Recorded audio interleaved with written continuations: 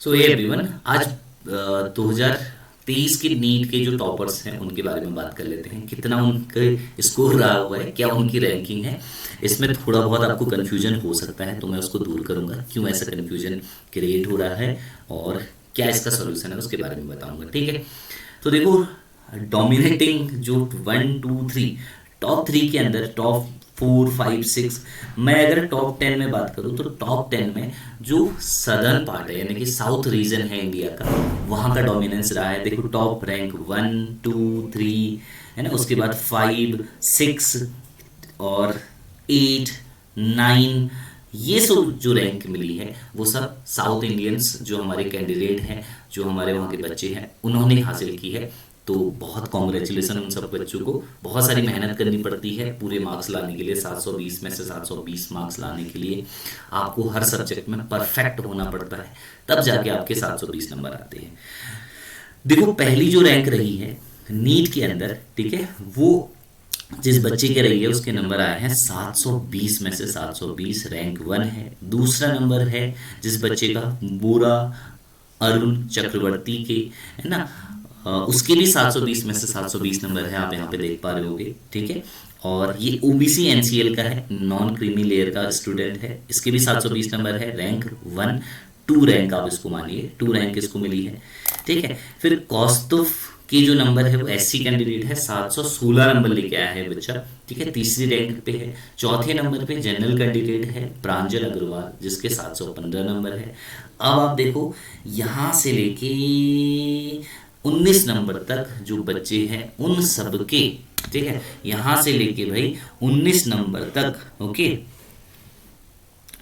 जितने भी बच्चे हैं सबके 715 नंबर है। फिर 20 नंबर पे 712 नंबर है, बिहार का बच्चा है, ठीक है, शशांक सिन्हा। फिर उसके बाद 21 22 23 24 25 तक 711 नंबर है। ठीक है, 26 के भी 711 नंबर है। फिर आप देखो 710 710 710 50 नंबर तक, यानी कि 50 तक जो बच्चे हैं उनके 710 नंबर है। पहले नंबर पे, दूसरे नंबर पे इस साल मेल कैंडिडेट ने यहाँ पे बाजी मारी है। दो, एक तमिलनाडु का है, एक आंध्र प्रदेश का, दोनों के 720 नंबर है।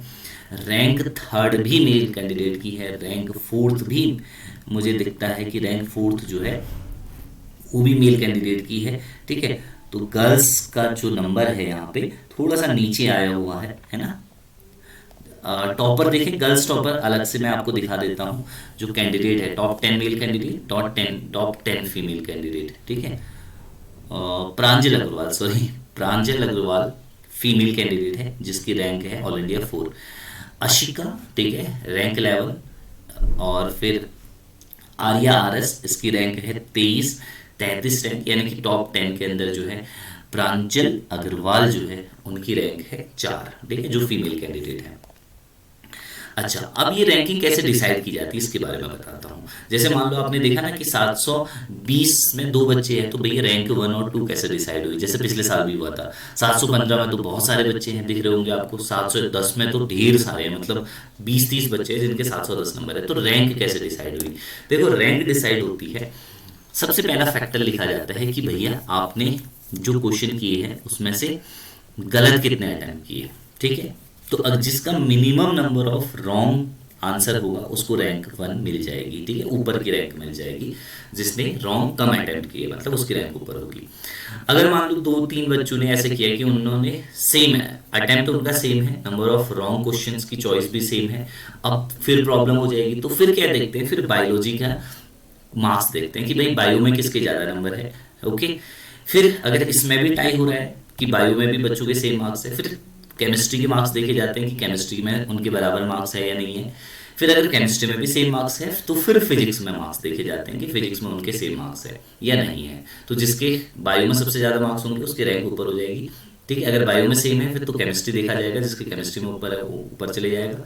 फिर केमिस्ट्री में भी अगर सेम वाली कहानी मिल रही है तो फिर फिजिक्स में देखा जाएगा। अब मान लो ये सब भी टाई हो गया, फिजिक्स में भी सेम है, केमिस्ट्री में भी सेम है, बायो में भी सेम है, जो अक्सर हो जाता है बहुत बार। फिर देखा जाएगा कि बायो में रॉन्ग अटेम्प्ट तो नहीं है बच्चे के। अगर बायो में सबसे कम रॉन्ग अटेम्प्ट है जिस बच्चे के, उसकी रैंक ऊपर होगी। अगर मान लो बायो में दो बच्चों के सेम रॉन्ग अटेम्प्ट है, दोनों का एक एक क्वेश्चन गलत है, तो फिर फिजिक्स में केमिस्ट्री में देखा जाएगा कि उनके रॉन्ग अटेम्प्ट किसके ज्यादा है, तो उसकी रैंक नीचे होगी। फिर फिजिक्स में देखा जाएगा ऐसे ही। तो ये सारे पैरामीटर, क्योंकि पहले जो होती थी, ये बहुत सारे एग्जाम अब भी होता है कि जिसकी एज, जैसे दोनों बच्चों के सेम नंबर है तो एज देख ली जाती है कि भाई बड़ा है, मैं तुमसे 2 महीने बड़ा हूं, तो मेरी रैंक जो है ऊपर हो जाएगी, तुम्हारी रैंक छोटी हो जाएगी, यानी कि एज को प्रेफरेंस दी जाती है। पर एज में तो बच्चे के पैदा होने में तो उसका रोल नहीं है ना कि एज में डिफरेंस हो जाए। तुम मुझसे कोई 2 महीने बड़ा है तो ऐसा तो नहीं कि मैं अगले साल नीट का दूंगा, वो इस साल दे रहा है। तो जो है सरकार ने इस चीज को हटा दिया है। अब जो है आपके चॉइसेस, आपने कैसा काम किया है उसके हिसाब से आपको रैंक मिलती है, क्योंकि इससे मेडिकल कॉलेज में फर्क पड़ जाएगा, एम्स बच्चों में को नहीं मिल पाएगा, है ना।